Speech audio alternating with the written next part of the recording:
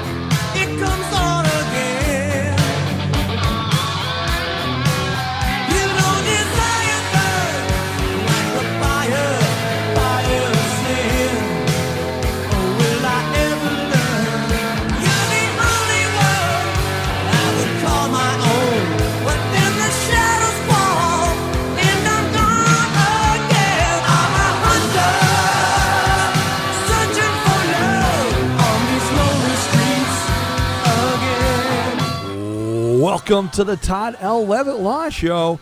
Good morning, good evening, and good night. I'm yours truly, attorney Todd L. Levitt, broadcasting and podcasting. Once again, folks, in the middle of the mitten, pure Michigan baby from the Black Diamond Group mothership in a beautiful green nutrient field, coming off Welcome Back weekend here in Mount Pleasant, Michigan. Fire up chips, Craig Russell, the hustle. Welcome back weekend. We survived. CMU is back in school. How are you doing? I'm good. Where's my Todd L. Levitt Law Show? I survived Welcome Back weekend t-shirt. I want my clothes, man. Yeah. Come on. You know, students from all over the country, college students, if they haven't already made their way and packed up their cars and said goodbye to their parents and siblings and grandparents and friends, they've made their way to their universities and are getting ready to start the school year or are starting the school year. At CMU, Fire Up Chips, you and I are both Central grads, starts tomorrow. Every year around this time, Welcome Back weekend takes place. And you have the issue with the Welcome Back weekend is, Craig, is that as a parent, you just want everyone to be safe. You have thousands and thousands of students coming back after an entire summer of working hard, internships, ready to start the new year. You have the incoming freshmen who for the first time have left, their parents. They're on their own, living in the dorms. It's new friends, new experiences. You combine that with thousands of friends and relatives who are visiting those going to school, together with just random people. Alcohol's involved, and you've got what we refer to as end of the world party 2.0 here in Mount Pleasant, Michigan. Of course, it's not nearly as bad as it used to be. You remember back in the day. You remember, Todd, back in the day. The beginning and the end of school year parties were legendary. Wait, legendary. And now, they're still big now, but it's just not the same. Yeah, when I got to CMU in 1984, after graduating from Berkeley High, Class 83, Go Bears, I had no idea what the end of the world party was. There were 10,000 plus people gathered from the northern edge of Central Michigan University's campus all the way downtown, 10,000 people. It was unbelievable. And hey, Craig, I want to give a big shout out to, all the different law enforcement agencies who were in town this weekend. We had the state troopers. We had the sheriff's department. Sheriff Mike Main does a great job. We had the city police here. They're always here. They do a great job also. So big kudos to the city. And we have, tribal. And we also have CMU campus police. They do a great job. The chief out there, he's a great leader. I have a lot of friends out there. And then we had a lot of other jurisdictions in town keeping your kids, your loved ones safe. And they did a great job this year. So big kudos to all the volunteers and all the different agencies who are out there. And if, let's just say you're a parent and maybe you've gotten that call this weekend, 989-772-6000. Todd Levitt. Remember, Todd specializes in a lot of these things, being in a college town. So maybe you got the call early this morning. Maybe you'll get the call later this afternoon. Hey, Mom. Hey, Dad. I might have gotten into some trouble last night.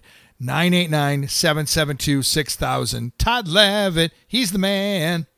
Just want to throw that out there. I've been representing college students who find themselves making poor choices, as I did when I was younger, for many, many years. And happy to always talk to parents. They can call my office today, and I'll give them a call back. But, hey, Craig, we have a huge show. Big show last week with Little John. We love Little John, but we have a huge show to get to.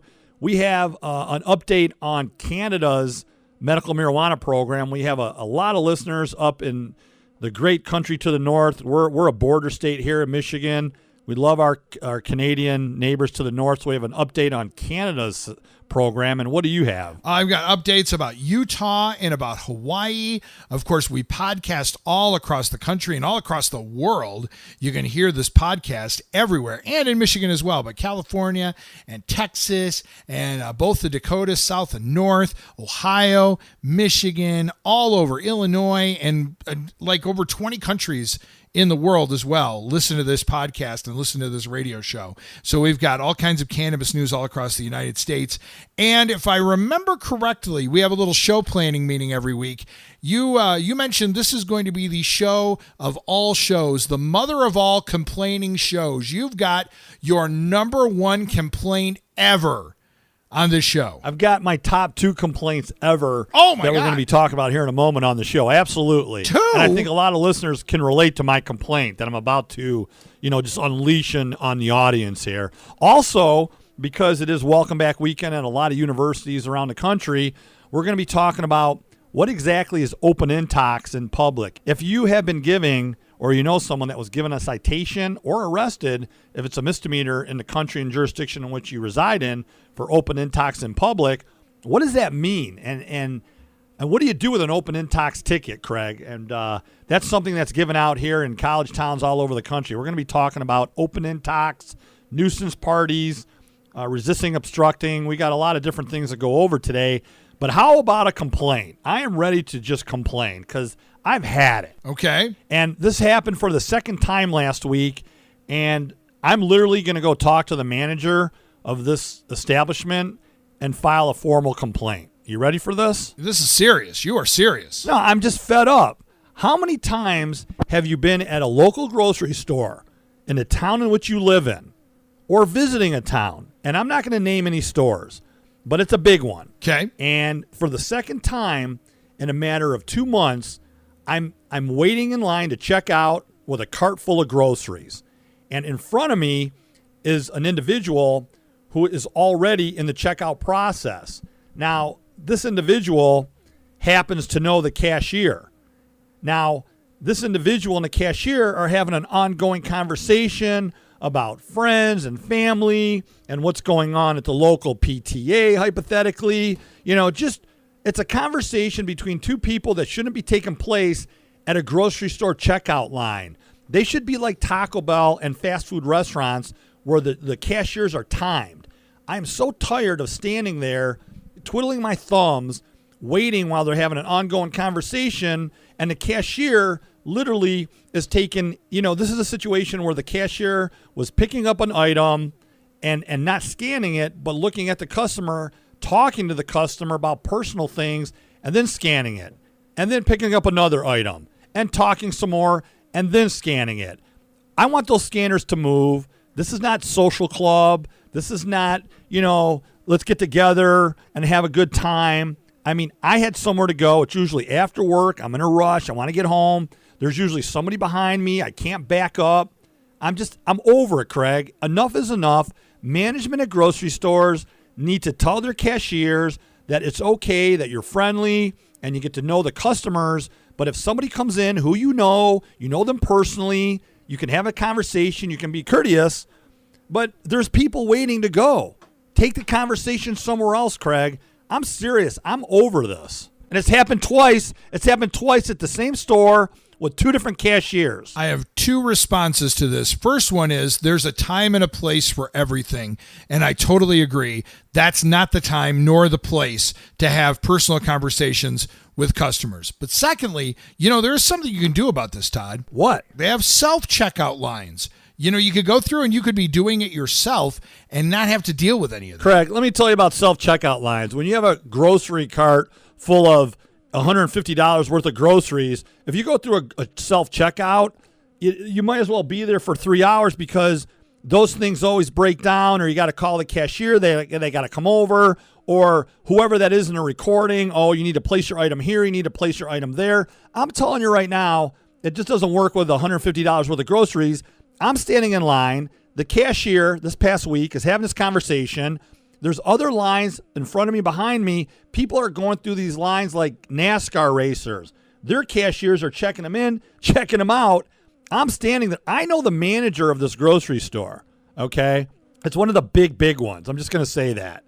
We have listeners from all over the country and the world. I'll just leave it at that. I think the listeners can figure out which store I'm referring to. But I got to go in there because, listen, the cashier, both times, the ladies were very nice. But you're right. This was a conversation for coffee and tea hour, not at work when I'm sitting there. Can I just tell you something? I'm the first one to speak up. I respect that people are working hard, and they have jobs and they have kids to take care of. But come on, folks. Move the line along. Time and a place. Time and a place. Time and a place. So that's my number one complaint. My other complaint is, you ready for this one? Oh, we got to take a break. We'll save. We got to save it for segment 2. We've already spent segment 1 complaining. We'll start segment 2 with a complaint. All right, you ready to take a break? Yeah, we have to take a break. But also, I absolutely want to mention that we're going to be talking. We have a question from a listener about the Michigan Right to Farm Act. It's called the Michigan's Right to Farm Act, and we'll be talking about that right here on the Todd L. Levitt Law Show, broadcasting from the mothership in a beautiful green nutrient field. Craig Russell, take us to break, and when we come back, we have a lot to get to, and we're going to turn it and burn it with Doc and the Hunter on the way back from break. The Todd L. Levitt Law Show thanks you for listening to our podcast. If you have a business you think people would want to hear about, the Todd L. Levitt Law Show accepts advertising. We can promote your business to a very specialized, targeted audience. Any size commitment and any budget. Email toddlevittlawshow@gmail.com for more information about sponsoring and advertising on the Todd L. Levitt Law Show podcast.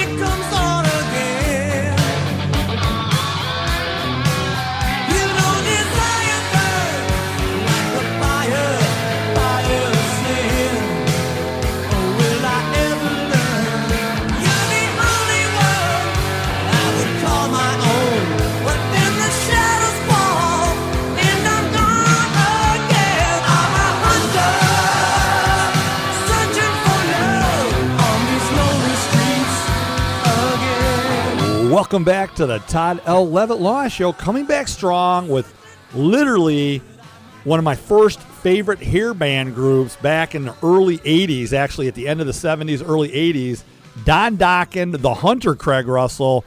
I love Dokken. I mean, literally, they're the ones that, other than Black Sabbath, really started my love for hair band music. I'll tell you, this show has really taught me not only a lot about your musical taste, because they are everywhere.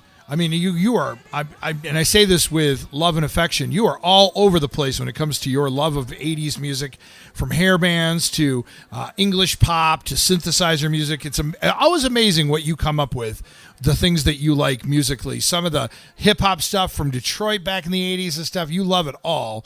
But Dokken is certainly one of the best hard rock bands that ever was. Absolutely. Hey, we have a story from Canada, north of the border. There's been a huge backlash. You ready for this, Craig? Okay. After the Canadian Medical Association calls to end Canada's medical marijuana program. Did you hear what I just said? I did. The Canadian Medical Association has just sparked outrage within cannabis advocacy groups across Canada, including a number of its own members. And the proposal is that Canada should terminate the medical marijuana program and just let the patients get their medicine not from doctors but from dispensaries. There's a big problem. There's a big problem with this, though. What's that? Well, think about it. Canada, which across the board passed recreational marijuana laws, which already had in place a medical marijuana program, if they terminate the medical portion of it, where doctors are no longer, prescribing, medicine for individuals, and they just have to go to dispensaries, how do you tell a 5 or 6 or 7-year-old child or a parent of a child that, if they want relief for their child who has convulsions or other medical conditions, that they can no longer get it, from medical professionals who understand the ailment? They now have to go to a dispensary and figure everything out there. I mean, it's just wrong. Now, I'm not knocking dispensaries. There's some great bud tenders out there. There's extremely knowledgeable men and women that work at, provisioning centers, aka dispensaries all over the world. But when it comes to, certain medical conditions, you definitely want to make sure you consult with a physician, and even more so, a physician who specializes in the treatment of ailments such as seizures with CBDs and other forms of strains from the plant. Like everything, does this have to do with money? Canada has one of the best and also one of the most expensive healthcare programs. Everyone is covered under the healthcare provisioning. Does that end up being part of it because of the cost? Now that they take that, if the Medical Association of Canada wants to take the cost out of the medicinal cannabis area, does that save them a bunch of money? Does that save the government a bunch of money? I don't think it's the entire organization's, the Canadian Medical Association's opinion. I think it's just that of a number of individuals. And again, it all comes down to politics.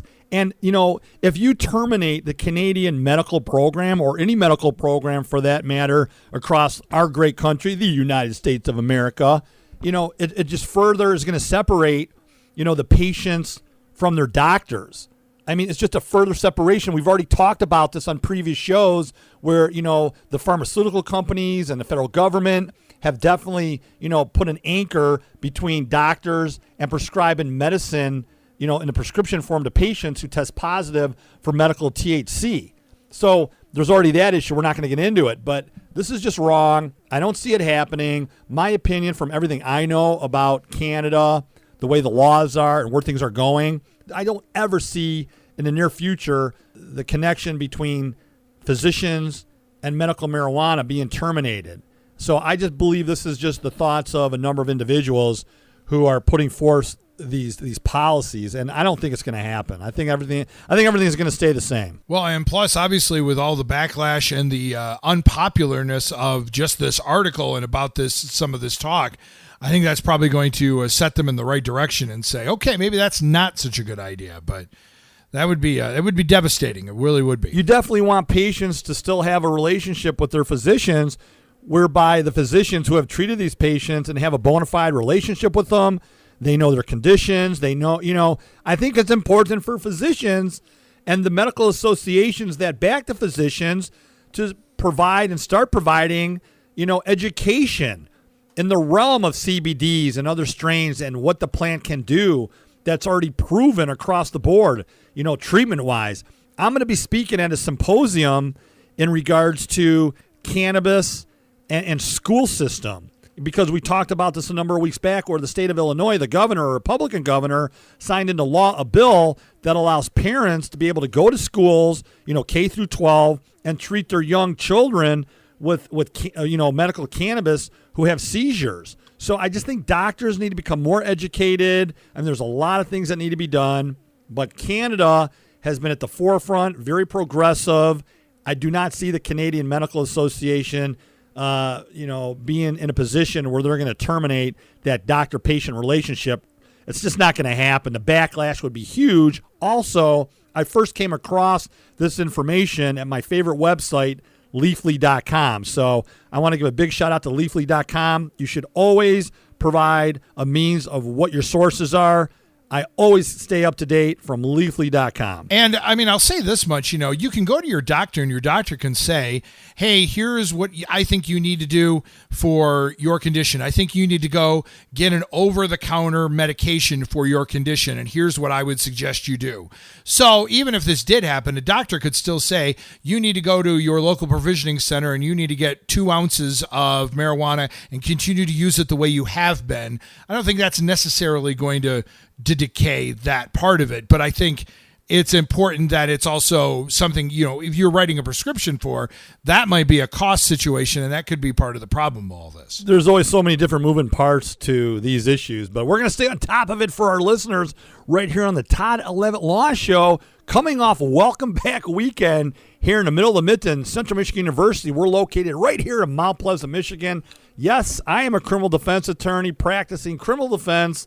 I represent a lot of students. I've represented thousands and thousands of college students over the years, Craig, not just here at Central Michigan University, but Northern Michigan University, from MSU, University of Michigan, Northwood, Ferris, Bulldogs, and all the community colleges. I actually attended community college, but I just want to give a big shout out to all the different law enforcement agencies who worked so hard this past weekend to keep your kids, our loved ones safe in such a party atmosphere. Because every year, as we mentioned in the first segment, the town just goes crazy. And we don't want anybody to get hurt. We don't want anybody, even worse than that, to get seriously injured. And we don't want any property destroyed. We want everybody to enjoy coming back to college in a very fun, healthy, responsible way. And on top of it, remember, if you got into some trouble over the weekend and maybe you don't know how to get a hold of mom and dad and you want to talk to Todd first, 989-772-6000. Todd can help you out. This weekend especially, if you're an 18 or a 19-year-old kid and this is your first weekend on campus, your first weekend back at school, and you're in a situation maybe you haven't been in before, mom or dad slipped you $100 and said, here you go for some emergency pizza or whatever, and you decided to use it on things you shouldn't have, or you got into a situation you didn't know about, give Todd's office a call first. He can help you out. Maybe you can figure out a way to get a hold of mom and dad and say, hey, here's what's happening, and tell you the best ways to help your situation. And because that's what Todd does. And of course, we podcast all across the country and all across the world. And this is not just unusual or new or unique to Michigan. There are colleges all across the country that are coming back in the next couple of weekends, if not this weekend. And this kind of stuff, make sure, if you're in an area and Todd can't help you, you still get a hold of Todd. He can point you in the right direction. You work with some of the best criminal defense lawyers and some of the best lawyers in the country, period. And you can certainly put people in the right direction for things they might need after the first weekend of class in school. Craig, open intox in public, not in a motor vehicle, but open intox in public each year as college students descend back on their college towns and the campuses start to explode and students are partying. You have students who are 21 and over consuming alcohol on private property. I'm going to ask you and the listeners, when do you think they get themselves in trouble? So, number one, my question is, if you're 21 and over and you're on private property in someone's front yard, can you consume alcohol? I would say no. Yes, you can. Oh, okay. All right. I mean, if you're on private property and you're 21 and over, and let's say you're your house, you're in your front yard sitting, you're having a beer. That's not illegal to sit there on your private property if you're 21 and over and crack open a delicious, refreshing beverage. Back in my day, it was Miller Long Necks for $1. I remember those in the 80s. Where students get themselves in trouble is when they step out onto a sidewalk and they're now on public property. That's when the officer can approach them, and if they are possessing open alcohol containers with alcohol in those containers, they can be given a misdemeanor citation for open intoxicant in public. It's a 90-day misdemeanor under certain ordinances. So if I'm hearing you correctly, Todd, if I'm enjoying a beer on my private property, but I take one step onto the sidewalk, that breaks the plane, and that's where it sends the law into effect that you can't have an open intoxicant on public property? That's correct. As soon as you step onto public property, a sidewalk, a street, or otherwise off the private property, you're now putting yourself in jeopardy and you're breaking the law, a local ordinance, state law. There are certain circumstances where, and not welcome back weekend necessarily, where individuals get a permit for, from the local township where they're allowed to block off a certain number of streets for functions where they have beer tents or fundraisers. That's a different story. I'm referring to, you're in a college town. That college town may have a local ordinance that says, you cannot consume alcohol out in public. If you're 21 and over, you step out across that private to public boundary, you're going to get a ticket. I see them every year here at CMU and across the state of Michigan. I get calls for these tickets. So just a little warning out there. If you're 21 and over, drink responsibly, have a designated driver. Keep an eye on one another too. A lot of young people get themselves in trouble. They don't, they go out and they party, they drink too much, or they're not used to consuming that much alcohol. And they don't have somebody keeping an eye on them, and they can end up in the hospital and even worse. I hear about these sad stories every year. We love our kids. We want you to have fun, but be safe doing it. Craig, we have to go to break. We do have to go to break. When we come back, we'll have more about that kind of law, because this is, again, start of colleges all across the state and all across the country. It's important stuff to get to. Plus, we have more cannabis law to get to and more complaints. The Todd L. Levitt Law Show will be right back. The Todd L. Levitt Law Show thanks you for listening to our podcast. If you have a business you think people would want to hear about, the Todd L. Levitt Law Show accepts advertising. We can promote your business to a very specialized, targeted audience. Any size commitment and any budget. Email toddlevittlawshow@gmail.com for more information about sponsoring and advertising on the Todd L. Levitt Law Show podcast.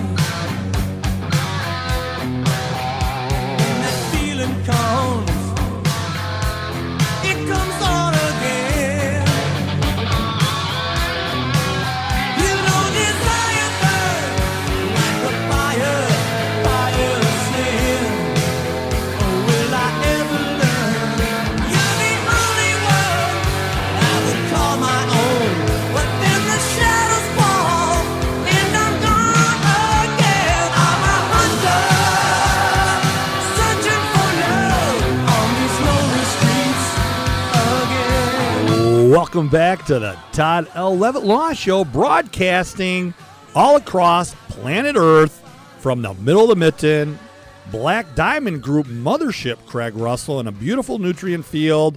The field is a little wet. We've had a few days of rain, but we love when it rains. Our farmers who are on their second crops need the water. Craig, I got a question for you. I have an answer for you. And we have a lot of listeners out there that could probably send us an email at toddlevittlawshow@gmail.com.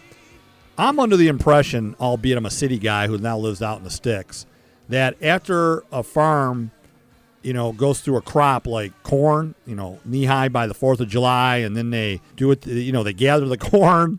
This sounds so bad because I don't know what I'm talking about. They gather the corn. Okay. They ship it off to the big silos and off to the market or wherever it goes. Do they then clear the field, and if they have time and the conditions are right, do they then plant another type of crop during the same season? I don't think so. I think most fields are dedicated to one type of crop and they do it once a year.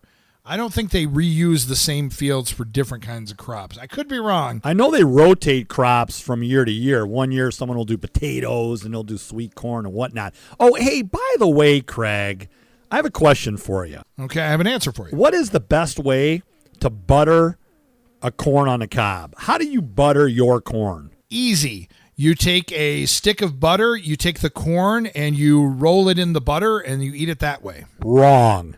Tell me I'm wrong. What are you talking about? last week I had one of my farms out here drop off some sweet corn, a friend of mine.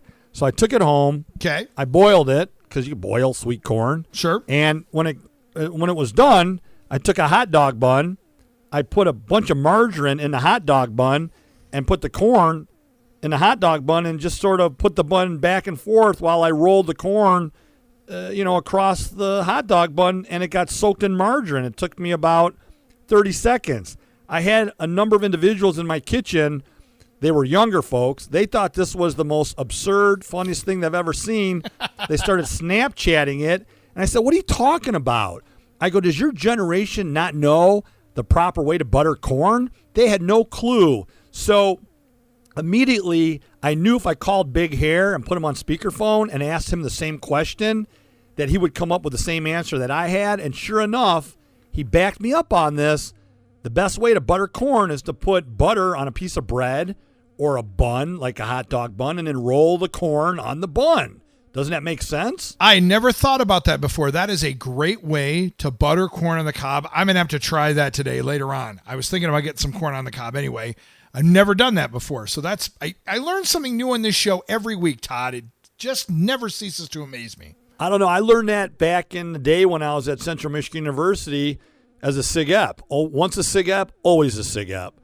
Sigma Phi Epsilon, baby. Big shout out to all the Sig Eps out there. Hey, Craig. Okay. We have a question from a listener in regards. We're talking about corn on the cob, and rotating crops and whatnot. There is something in Michigan called the Michigan's Right to Farm Act. I had an email from a listener way up in the UP. So big shout out to the great state of Superior over the bridge. This came from Engadine. Is that how you say it? Engadine? Engadine, yep. Engadine. Great folks up there in Engadine. And they wanted to know how marijuana, the laws in the state of Michigan, is affected by the Michigan's Right to Farm Act. I'm not sure if anybody even understands what the Michigan Right to Farm Act is. The Right to Farm Act immunizes farms or farm operations from public or private nuisance liability, Craig, if the farm or operation conforms to generally accepted agricultural and management practices, GAMPs. And I believe that a GAMP is again, GAAMPS. It stands for Generally Accepted Agricultural and Management Practices. And the question is how does that affect marijuana cultivation, and is it covered? But a marijuana cultivation is a farm operation, obviously, as far as I'm concerned, under the Right to Farm Act, if it produces plants commercially or animals that are held out for sale for profit and are useful to human beings.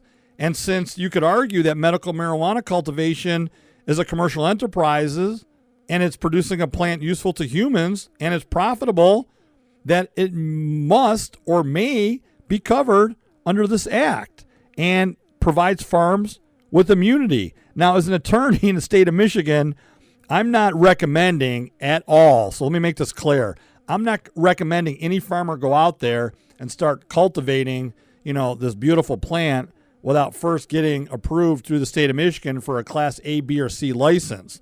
Somebody had a question about what exactly is the Right to Farm Act and what it does. And again, the question is marijuana cultivation a farm or farm operation? I would argue it is. And then the second question is which GAMPs, if any, are available to marijuana cultivators? And what type of immunity does a farm operation have from a public or private nuisance? I'm not going to get into it, Craig. I'm not that familiar with the Michigan Right to Farm Act.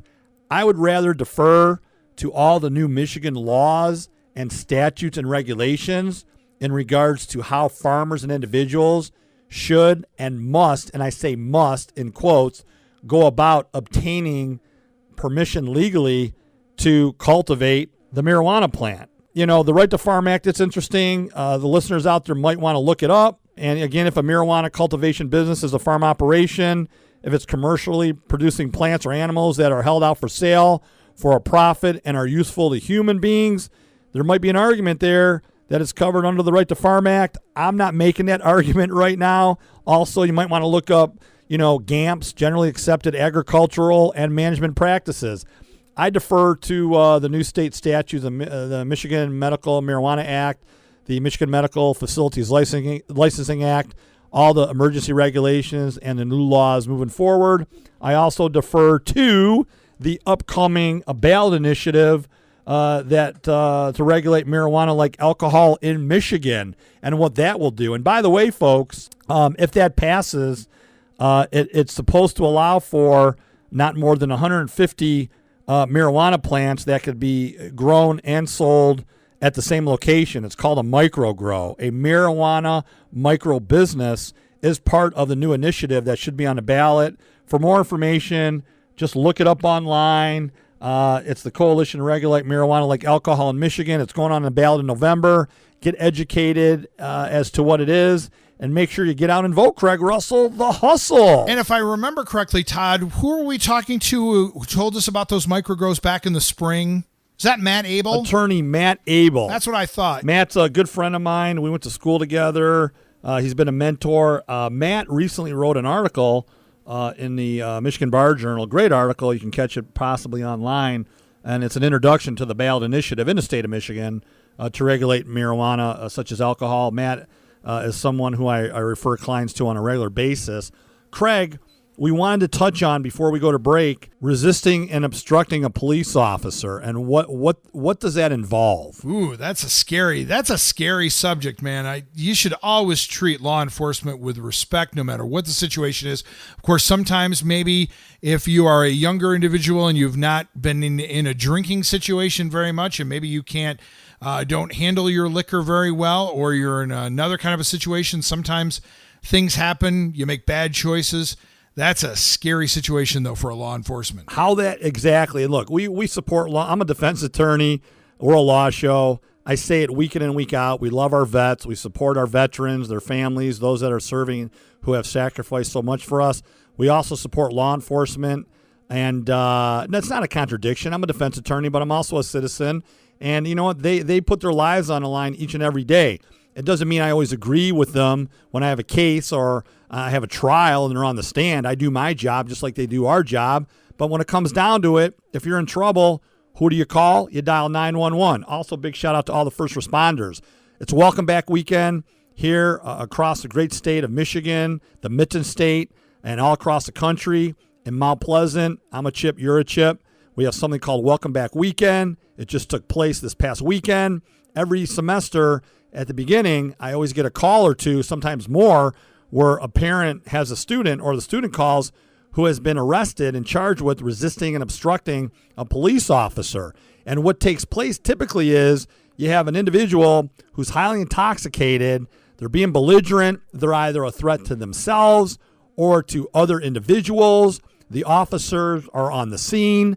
The officer is identifying him or herself as an officer. So let's say, for instance, Craig, hypothetically, you have a party going on, an officer arrives in uniform, and she identifies herself as an officer to subject number one. Subject number one, who's so intoxicated, starts, mouthing off a little bit, and the officer says, okay, look, if you don't stop, I'm going to either ask you to leave or I'm going to place you under arrest for disorderly conduct. Again, the individual keeps mouthing off. The officer then, with discretion, tries to put handcuffs on the individual. The individual just takes off and runs. That's a felony right there. That is literally a felony. So again, you have a scenario where all the elements are met. You have an officer who is on duty, identifying him or herself as an officer, and the individual who the officer is identifying him or herself to clearly can see it's an officer, is not obeying the directions of the officer, disobeys the officer, and in this case takes off and runs. But it doesn't have to be a situation where someone is running. It can be a situation where an officer goes to handcuff somebody and that individual then starts to resist the handcuffs being placed on him or herself. That also falls under the definition of resisting and obstructing a police officer. It's good information to have, especially this time of year, and especially for people who end up being in situations they may not normally have been in or may have never been in before. So it's always good to, that's one of the things about this show that I always love, is I always learn things about things that I don't know anything about. And I think most people, if you got kids who grow up in the suburbs and who don't have a whole lot of experience with law enforcement, it's good to know some of this stuff ahead of time to possibly prevent problems from happening as the school year progresses on. And again, it's, the definition, it's assaulting, endangering a police officer in the performance of his or her duties. It's a felony. Now, it's not always an assault, but the element of resisting, obstructing is present. So often I'll take a phone call and someone will say, well, I didn't assault. I didn't injure. I'll say, well, did you resist? Did you obstruct? Because you were given an order or you were told to do something and you failed to do it. Now, we can get into the whole constitutionality of someone being approached out in public, whether or not when they're being questioned by an officer or investigated, what can they say? What should they say? I'm going to say it. You have the right to remain silent. You should use it.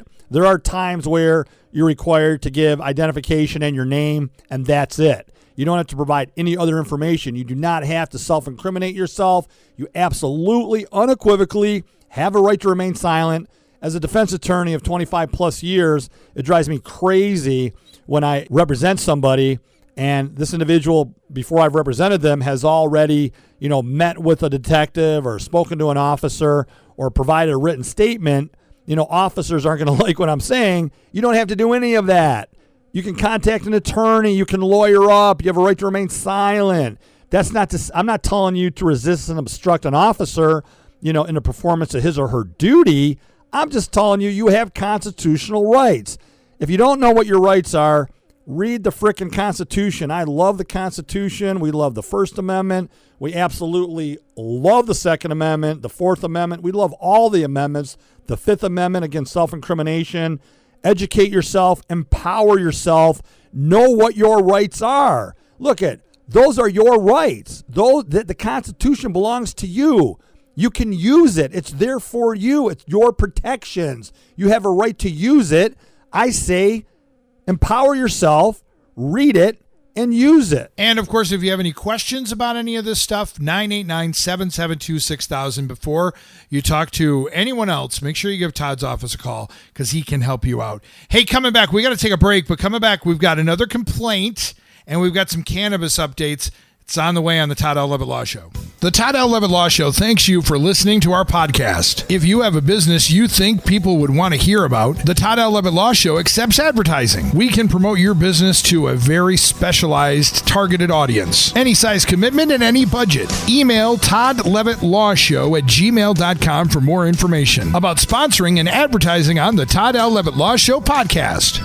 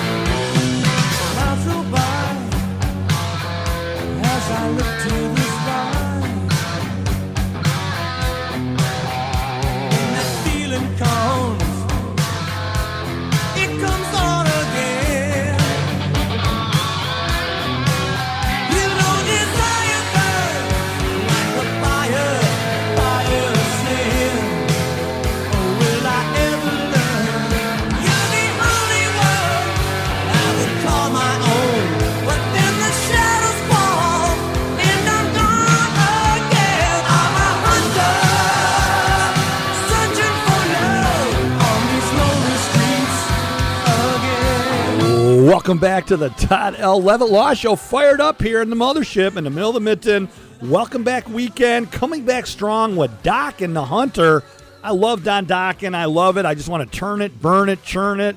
Love hair bands. I want to grow my hair long again, put my earring back in, put on some parachute pants, and head off to the club, Craig Russell. That's what I want to do. I used to hang out at the Ritz, right there off of Gratiot. Harpo's was one of my stomping grounds. New York. I used to see Bittersweet Alley when I was in high school. And I know the statute of limitations has told, but when I was 16, I had an ID that got me into bars. So, I'm just going to say that now.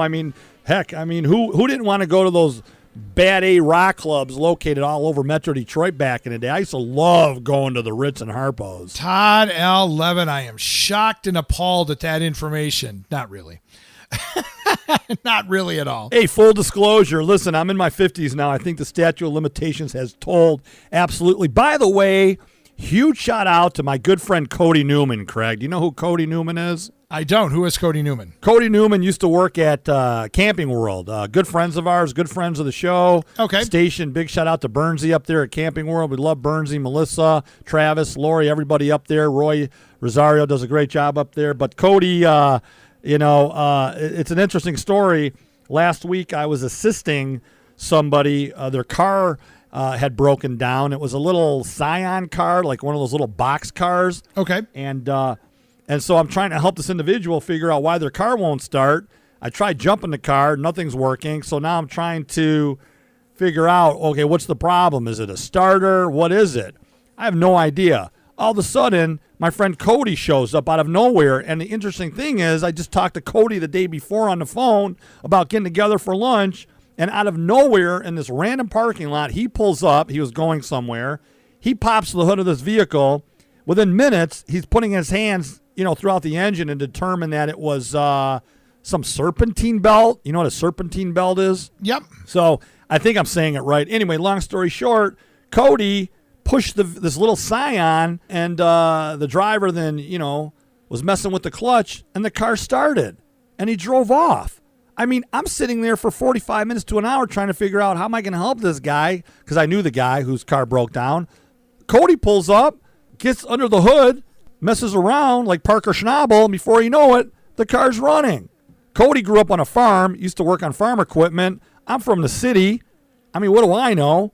I know a lot of things about growing up in a city, none I can talk about on the radio, but kudos to Cody. Todd L. Levitt, good lawyer, not so good at fixing your car, but that's okay. Speaking of vehicles, you want to hear a complaint?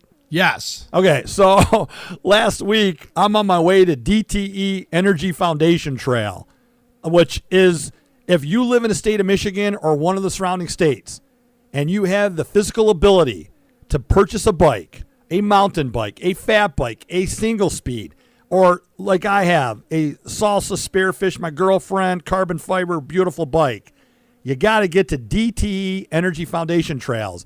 They just opened up the new loop. It is just ridiculous. In the event, I'm on my way there. I'm behind a Mustang. I used to have a 98 4.6 liter black on black Mustang convertible, Craig. Okay. It was a 5-speed. I love Mustangs. I'm behind a Mustang. I think it was maybe a 2013 Mustang. This car was going so slow, I'm thinking to myself, how the heck can you drive a car like that below the speed limit? You either have to be going the speed limit or at the speed limit. I don't want to tell people to speed because I would never advocate anybody break any laws of any state.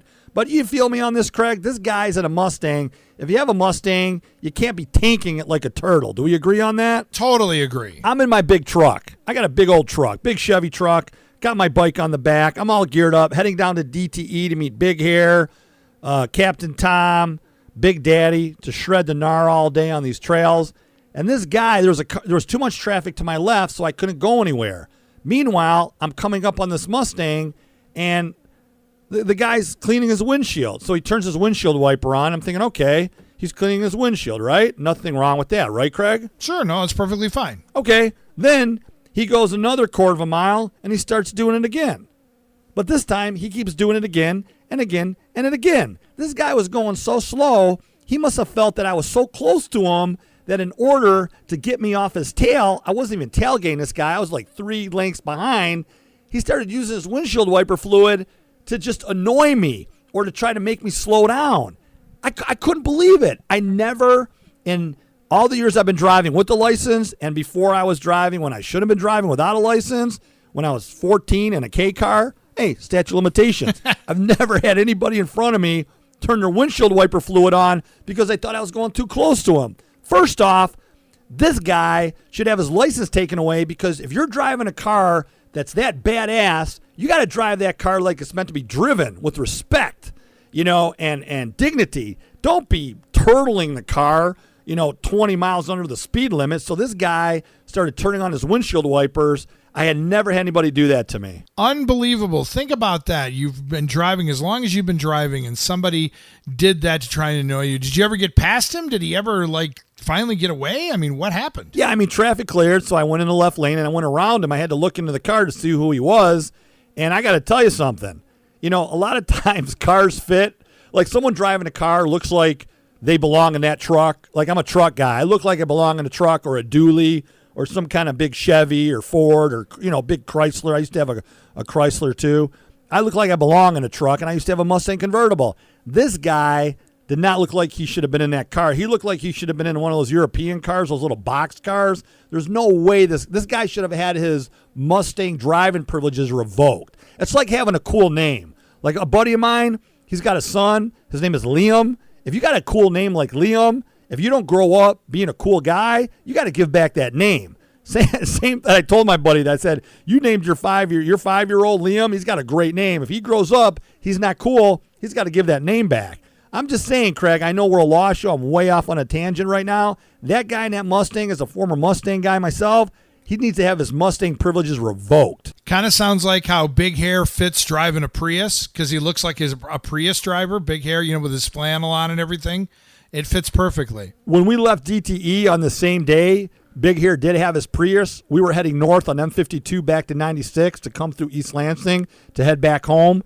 So he's in his Prius. I'm in my truck. This guy left about 2 minutes ahead of me. He was going so slow, I had to pass him in the left lane when it was legal to pass him. I couldn't believe it. I'm not even making fun of Big Hair. But for those of you who don't know who Big Hair is, he's one of my best friends. That's his nickname. He's always on the show. He hasn't been on lately, but he just provides us a plethora of entertainment. So, yeah, Big Hair in his Prius, he can drive slow in that Prius because it's a Prius. But Big Hair has a truck as well, so he gets a pass. Oh, yeah, I'm just giving Big Hair a hard time. You know how it is. But hey, Craig. Hey, Todd. Before we go, because the show's almost over with, I just wanted to, we had another question. We were always talking about California, and Prop 64 was the law in California that made adult use of marijuana legal, and it was approved back in November 8th of 2016. The question is, how much can someone possess? They can possess no more than 6 plants for personal use at the residence, and they can give away up to 1 ounce of cannabis.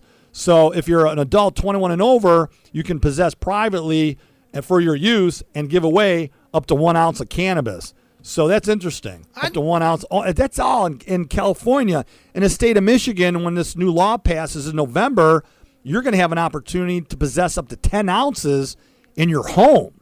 Not just 2.5 ounces, but there's a 10-ounce part of the new law that's in there. You have to read it, folks. It'll be interesting to see how what the illegal marijuana trade has done in California since legalization. It'll be interesting to see in places that have legalized recreational marijuana, like Michigan will, what the illegal trade does. If it goes down to just nothing, or if it's still there. And I would wonder why it would still be there if you are legally allowed to grow it in your own house. It'd be interesting to see how that'll all work out. Hey, I do have a couple other quick cannabis notes. First place, Hawaii has now passed a bill. If you're an out-of-state medical marijuana user, you can apply for a temporary medical marijuana card. It costs $45 to be able to buy medical marijuana in Hawaii. And a lot of people travel to Hawaii, so that's a pretty big deal. And also in Utah, the Church of Latter-day Saints of Jesus Christ, they are for medicinal marijuana, even though they were against recreational marijuana in the state of Utah. It's very interesting that they're for it. I would think most churches are against it. But couple of quick cannabis updates. Todd, I think the show's over. I think we got to get going. Craig, what a great show. Huge show. Again, I want to welcome all the college students back to your alma mater, my alma mater, Central Michigan University. Fire up chips. We are located right here in the middle of the Mitten, Mount Pleasant, Michigan. I also have an office in St. Ignace and soon to be opening one up in Marquette in the great state of Superior. We hope everybody has a great school year. Pay attention in class. Just don't memorize. Understand what the heck it is that you're reading.